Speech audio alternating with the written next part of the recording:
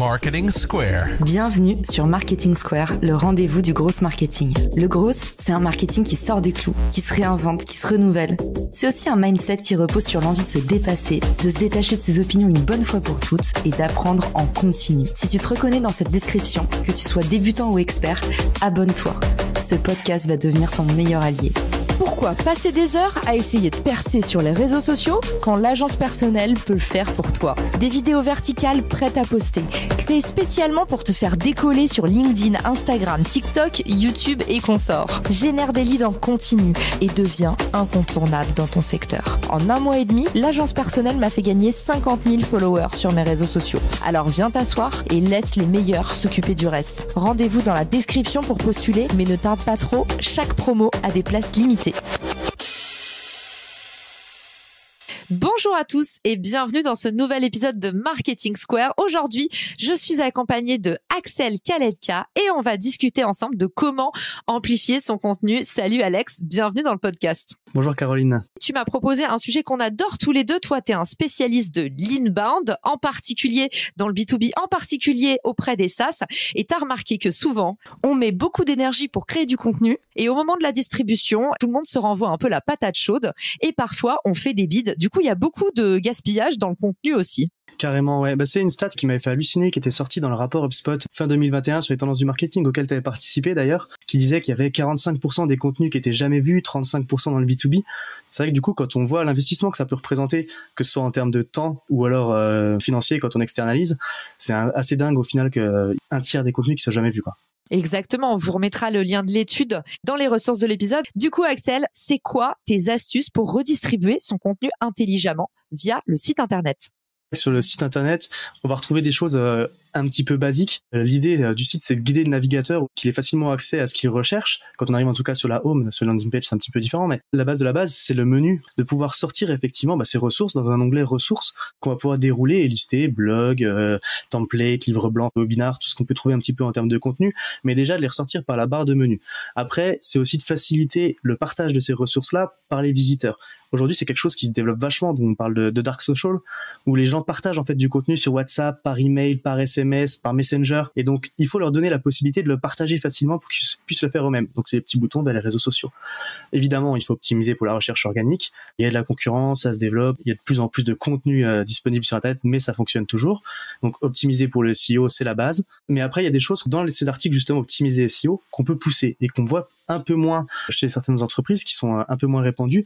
Déjà, c'est une rubrique contenu populaire qu'on va pouvoir mettre soit en bas de la home, en bas de chaque article de blog, en bas de chaque landing page, ou de différents contenus, et de mettre le lien pour pouvoir poursuivre la lecture vers des contenus additionnels. C'est un moyen de promouvoir du coup les autres contenus. Une pop-up ou une smart bar, moi j'aime beaucoup la petite smart bar qu'on appelle aussi Hello Bar, que tu peux avoir en haut de ton site. Il y a une appli Sumo qui fait ça très bien et qui est en version gratuite, qui permet de mettre en avant un nouveau contenu quand il sort. Donc pour les contenus premium par exemple, peut-être pas à chaque article de blog, mais pour un webinar, pour un livre blanc, des choses comme ça, ça permet de les mettre en avant. Les CTA, encore une fois je le disais, dans les contenus pertinents, dans les articles de blog, une bannière vers un livre blanc sur le même sujet ou sur un webinar qui va parler de la thématique. Des notifications quand on a des applications aussi. Quand on a un SaaS typiquement, on a des applications où on peut pousser les nouveaux contenus. C'est Doctrine qui avait fait ça par exemple, ils ont sorti une web série pour les avocats. Dans leur SaaS, ils parlaient des épisodes de la web série qui sortaient. C'est un moyen de le promouvoir aussi. Et après, du coup, t'as le chatbot, quoi. Pour résumer sur cette partie-là, à l'intérieur de votre site, n'oubliez pas de placer votre contenu directement depuis la barre de navigation dans un onglet ressources. Évidemment, on fait du contenu optimisé pour les moteurs de recherche, mais aussi pour l'expérience utilisateur. Toi, tu nous as dit ne pas hésiter à faire des playlists. Tu nous parles des contenus populaires. Mais si vous avez comme moi, par exemple, pour Marketing Square, plusieurs thématiques, le SEO, la RH, les ventes, n'hésitez pas en fait à faire plusieurs pages piliers. Ça peut être très cool aussi. Tu nous as ensuite parlé des pop-up ou de la smart bar. Tu nous as parlé de ton logiciel Sumo. Je l'indiquerai dans les ressources de l'épisode. Moi, j'utilise Instapage sur Shopify. Vous avez aussi la possibilité de mettre en natif pour 0 € des petites pop-up sur n'importe quel site maintenant. Donc, n'hésitez pas à aller regarder. Vous avez soit les pop-up qui vont arriver quand vous entrez sur le site. Alors ça, attention, il faut vraiment que ce soit un contenu exceptionnel de type e-book et pas seulement votre dernier article. Sinon, vous allez avoir plus de rebonds sur votre site. Mais par contre, vous pouvez utiliser la bannière qui est tout simplement un petit bandeau en dessous dessous de votre barre de navigation que vous voyez souvent, où il y a des promotions par exemple sur les sites e-commerce, vous pouvez utiliser cette petite barre linéaire et assez discrète pour mettre en avant un nouveau contenu, surtout si c'est un contenu opportuniste, du genre en ce moment on est sur le site de Axel et puis Axel il accompagne des boîtes B2B et il va dire sur son dernier article comment encourager les boîtes B2B, comment profiter de Black Friday pour les acteurs du B2B. Forcément, il joue sur la saisonnalité, donc il va avoir plus de clics. Donc voilà, Axel est en train de se dire peut-être que je vais le faire, c'est pas mal. Et du coup, tu nous as parlé aussi d'ajouter des sitiers, c'est-à-dire des boutons pour passer à l'action. Évidemment, il y a aussi des notifications directement depuis l'application que vous pouvez mettre en place, ou encore le fameux chatbot. Moi, j'utilise Intercom, mais il y a plein d'autres boîtes qui sont trop géniales. Merci. Déjà, l'épisode pourrait s'arrêter là. C'est déjà blindé de valeur, mais on arrive à l'email, la fameuse base dont on sait pas trop quoi faire. Toi, tu nous dis, il y a encore plein d'idées pour s'en servir intelligemment. Ouais, encore une fois, on réinvente rien, tu vois, c'est plein de basiques, en tout cas, qu'on peut retrouver dispersés un petit peu dans différentes entreprises, et puis l'idée, c'est de pouvoir, du coup, condenser tout ça pour que chacun puisse puiser les idées qui les intéressent. Quand on parle d'email, tu vas avoir évidemment la newsletter. On a l'impression de tous en voir et d'en recevoir, mais en fait, on en lit encore, donc ça fonctionne quand même très bien. C'est vrai qu'aujourd'hui, il y a aussi ce nouveau format qui est un format un peu plus rédigé de newsletter, qu'on a presque l'impression de voir un blog post au final sortir qui est un petit peu plus développé, mais ça permet aussi de pousser des liens. Moi, typiquement, là, je mets des liens vers les épisodes pertinents de mon podcast quand ça permet de creuser un sujet. Évidemment, les campagnes de prospection, on peut mixer des contenus avec des messages plus prise de rendez-vous, on va dire. Moi, j'aime bien aussi quand je travaille avec des commerciaux qui ont des campagnes comme ça de prospection automatisée qui sont très pushy, prise de rendez-vous. Quand il y a des gens qui répondent pas ou qui répondent jamais, récupérer un petit peu ce panier-là aussi pour faire des invitations à des webinars ou de les pousser sur des livres blancs, des choses comme ça. C'est un peu moins bas de funnel, mais ça permet de réactiver différemment aussi l'intérêt des gens. Après, tu as les campagnes de nurturing. Quand là, pour le coup, les gens sont dans ta base, qu'ils ont déjà téléchargé quelque chose, tu vas télécharger un livre blanc, tu peux pousser un webinar qui va parler du même sujet, un article de blog, un cas client, des contenus comme ça additionnels, encore une fois, dans des campagnes de nurturing, les campagnes one-shot pour des événements particuliers, des sorties de choses un petit peu importantes. Et après, tu as aussi du coup partagé à des influenceurs ou à des partenaires pour qu'ils puissent éventuellement le partager sur leur base, sur des sujets un petit peu exceptionnels ou d'actualité, comme tu le dis. Je vois des boîtes qui font des études avec des organismes de sondage sur les grandes tendances 2022 ou alors l'état des lieux de telle pratique dans tel domaine d'activité. C'est des choses qui se partagent bien. Tu peux sponsoriser une newsletter de ton secteur pour faire passer des contenus dedans vers des créateurs de contenu ou un podcast qui ont une audience qui est pertinente pour toi. Et après, il y a des choses un petit peu basiques et c'est vrai des fois on oublie, mais c'est l'ajout à ta signature d'email sur une période donnée. Tu fais un événement, tu fais un webinar, tu sors un livre blanc. Toute la boîte doit l'avoir en signature d'email. Sous ta signature, tu peux rajouter une petite image pour cliquer, pour accéder au contenu. T'es absent, t'es en vacances, renvoie vers ton blog. Ou alors renvoie vers ton podcast. Oui, désolé, je suis pas là, mais si je vous manque trop, vous pouvez retrouver ma voix sur mon podcast. C'est une dédicace à Cédric Costa qui m'a partagé cette astuce-là. C'est des petits trucs comme ça qu'on peut faire, auxquels on pense pas forcément, mais qui permettent toujours de faire connaître son contenu, quoi. Exactement, et je le place là parce qu'on l'a pas mis dans les canaux, mais pour le coup, moi-même à la fin de mon Calendly, donc que ce soit mes rendez-vous networking ou tous mes rendez-vous pro qui sont pris via Calendly, les consultings, quoi que ce soit, à la fin, je leur dis, d'ailleurs, n'hésitez pas, on reste en contact via LinkedIn, mon podcast. Il faut qu'à chaque fois, vous créez des boucles pour pouvoir redistribuer votre contenu. Effectivement, la messagerie d'absence ou tout simplement, si vous êtes comme moi et que vous regardez vos mails que 2 à 3 fois par semaine, vous dites, voilà, en attendant, si ça peut vous aider ou si votre question, elle porte sur tel et tel domaine, j'ai préparé tel ou tel contenu. Donc ça, c'est une super astuce. C'est un peu en lien avec, l'astuce du chatbot dont tu nous parlais dans le site internet. En fait, c'est pareil. C'est quand les gens viennent vous voir et que vous n'êtes pas disponible immédiatement, c'est commencer un peu comme au restaurant. Pour faire patienter les gens, on leur sert une assiette de cacahuètes. Et vous pouvez en profiter comme ça pour sortir les restes de la veille. L'image est pas très poétique, mais vous avez compris maintenant où je voulais en venir. Et puis, j'ai adoré quand tu nous as dit, en fait, proposer de la curation dans sa newsletter. Pourquoi ne pas sortir un format spécial où c'est le best-of de la semaine et vous mettez en avant vos meilleurs contenus. Vous savez que moi, quand j'ai commencé sur LinkedIn, j'avais personne sur LinkedIn, mais j'avais une petite base email. Parce que je faisais, c'est que je postais par email mes posts LinkedIn. Je disais, aujourd'hui, on parle de ça et voilà mon post. Et en fait, ça m'a permis de me constituer une première audience sur LinkedIn. Donc, même un post LinkedIn, pour moi, maintenant, c'est de la création de contenu. Donc, même si vous voulez amplifier vos posts LinkedIn, pourquoi pas profiter de la newsletter. L'idée, c'est vraiment, encore une fois, de créer des viviers de contenu et de pas réfléchir votre production de contenu de de façon individuelle, mais vraiment systémique, comme un élément parmi d'autres dans le système. La signature email, j'adore. C'est aussi un truc auquel on pense jamais. Parler de votre podcast, parler de votre présence sur LinkedIn, parler des choses que vous faites, mais vraiment, mettez-le en avant partout, tout simplement parce qu'on n'a jamais assez de distribution pour le contenu concret. C'est vachement vrai ce que tu dis là, et j'adore la phrase sur laquelle tu termines, parce que j'ai des clients qui me disent mais on va saouler les gens, on peut pas parler 4 fois de la même chose, ou mais non, mais en fait personne n'est sur tous les canaux. Les gens que tu as dans ta newsletter, c'est pas forcément les gens qui lisent tes posts LinkedIn tous les jours, c'est pas forcément les gens qui vont vers ton blog. Du coup tu peux comme ça, par petites touches, évidemment faut pas le faire pendant 6 mois uniquement sur le même truc tous les jours, mais tu peux par petites touches comme ça aller effectivement reprendre des sujets, pousser vers d'autres contenus additionnels. Encore une fois on lisait 35% des contenus qui sont jamais vus, il y a pas de souci quoi.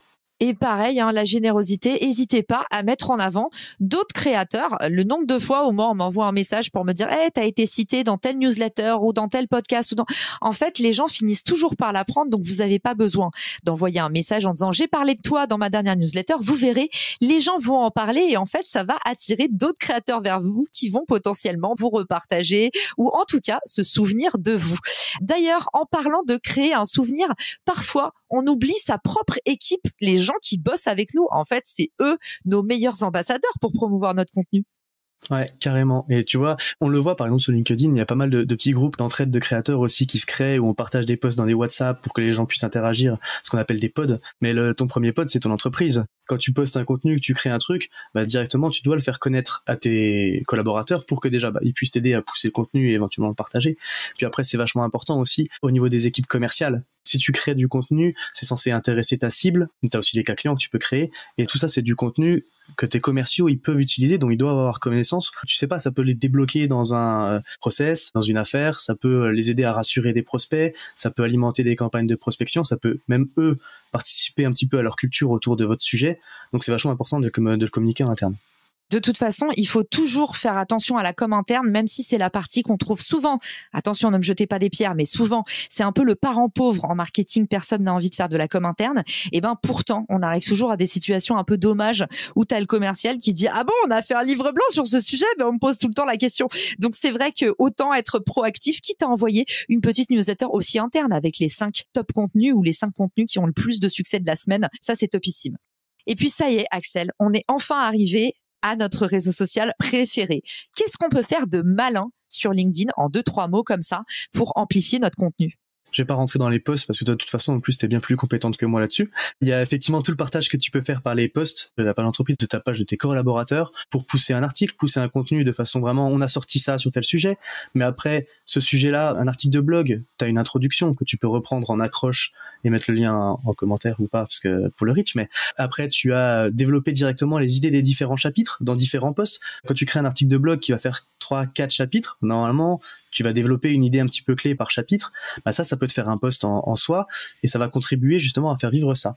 Tu peux faire des LinkedIn articles, tu peux partager dans des groupes thématiques où sont tes prospects, tu peux pousser du contenu avec les ads. Tu peux republier sous forme de carrousel, sous forme de petites vidéos où tu vas teaser l'article, sous forme d'image où tu vas sortir une citation.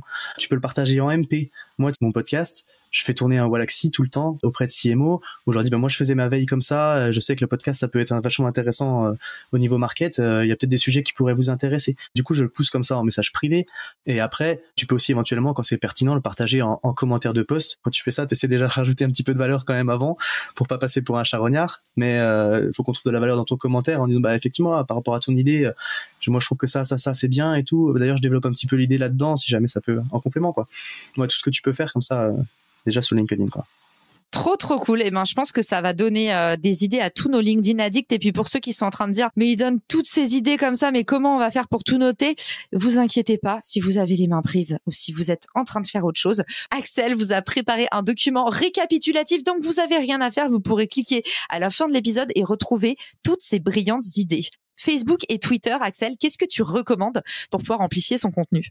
C'est un petit peu la même mécanique que LinkedIn. Au final, l'idée, c'est de pouvoir poster sous différentes formes les idées clés. Ce qui est important, c'est d'adapter à chaque fois son contenu quand même au code du réseau social. On fait pas pareil sur LinkedIn que sur Twitter. Mais voilà, c'est de poster un petit peu sous les différentes formes, de pouvoir le piner quand c'est possible, quand on a des contenus un petit peu premium, passer par les messageries privées, s'adapter aux différents codes. Et à chaque fois, il y a aussi les messages directs qu'on peut oublier et qui permettent de pousser les différents contenus.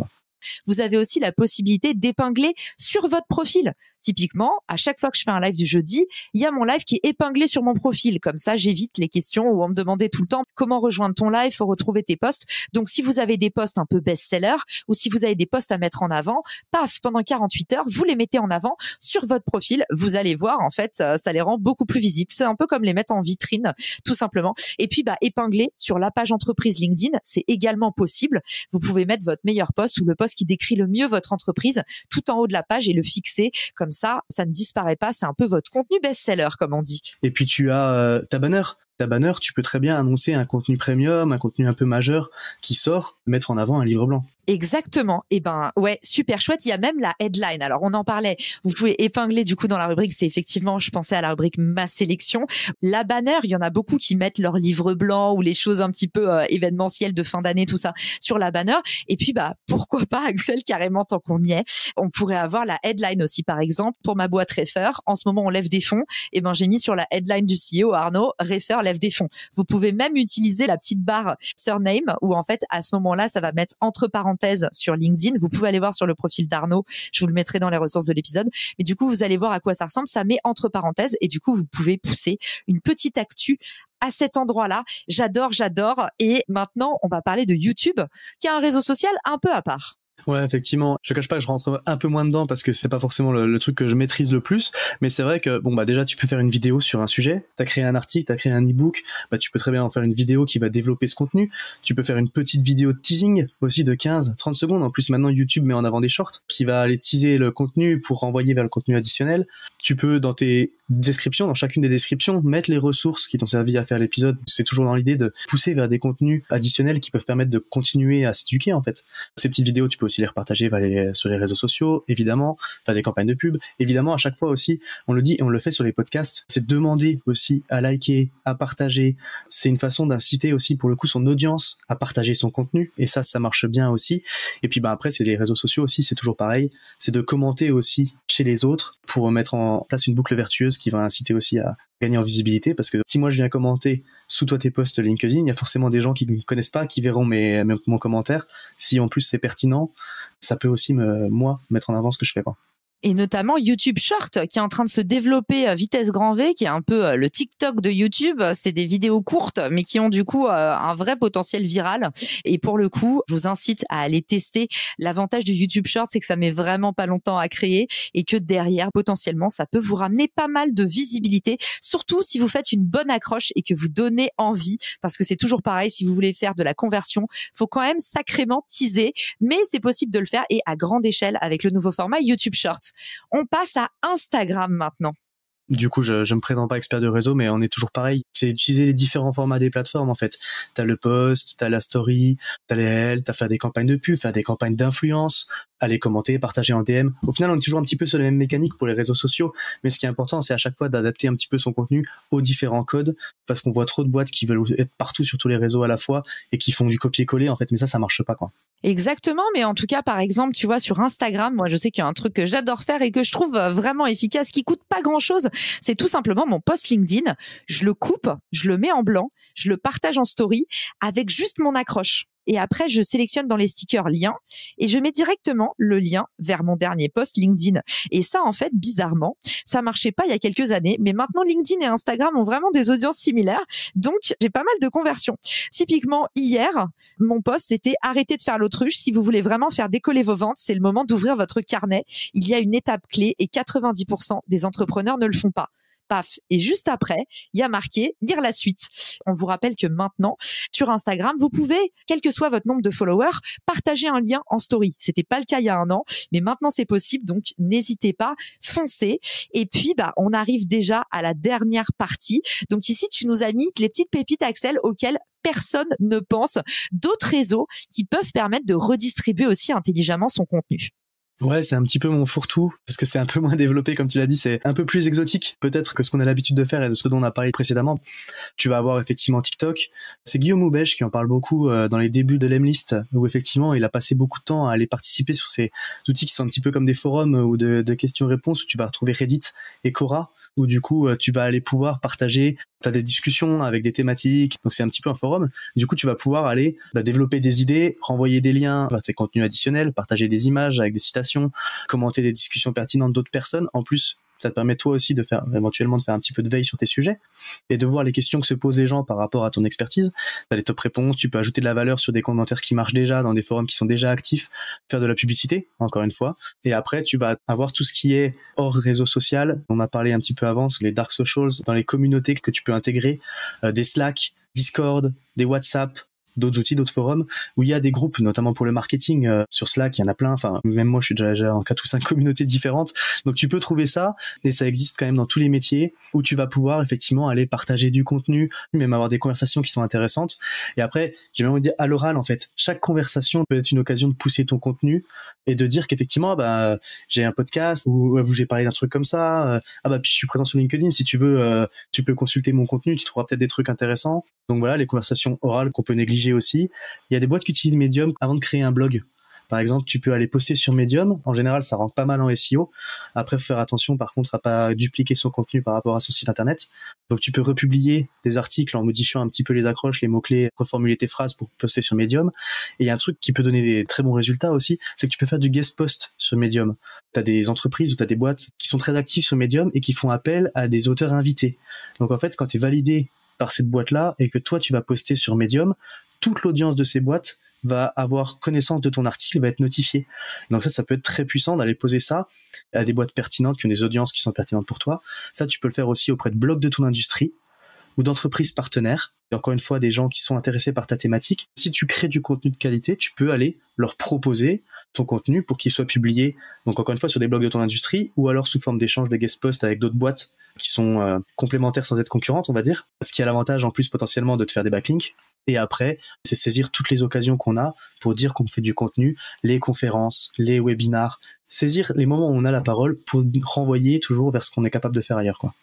Donc maintenant, vous l'avez intégré, la création de contenu, c'est limite du 80-20 et c'est limite 20% de création, 80% de distribution parce que maintenant, tout le monde fait du contenu.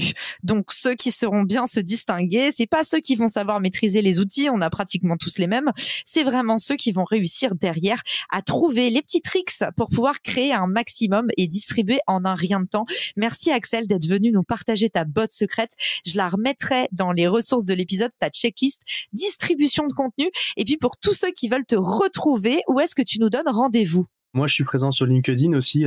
Tu l'as dit, on échange beaucoup, donc ce sera avec plaisir. Et puis, c'est vraiment un sujet d'importance, tu vois. Donc, si ça vous intéresse, on peut en parler. Et puis, il y aura peut-être des surprises aussi là-dessus l'année prochaine. Oh waouh, un beau teasing pour terminer l'épisode. Et puis surtout, si vous avez des questions sur cet épisode, si vous avez envie de nous envoyer de l'amour, on vous mettra le lien du post LinkedIn. Évidemment, on n'en a pas parlé, j'y ai même pas pensé en fait. On a tellement délivré pendant cet épisode. Moi, c'est un truc que je fais aussi sur mon podcast. J'utilise mon podcast pour mettre en avant mes posts LinkedIn. Et du coup, à chaque fois que je fais un post lié à mon podcast, on peut retrouver le post LinkedIn pour pouvoir venir échanger en direct. Encore une idée, allez, c'était cadeau, comme ça vous en aurez presque 100. Je vous embrasse très fort. J'espère que cet épisode vous a plu. Axel, tu reviens quand tu veux. Et puis à tous, il n'y a plus qu'à distribuer votre contenu comme des chefs. On viendra vous voir. Ciao! Si cet épisode te plaît, tu peux le partager en me taguant ou lui laisser 5 étoiles sur Apple Podcast. Marketing Square.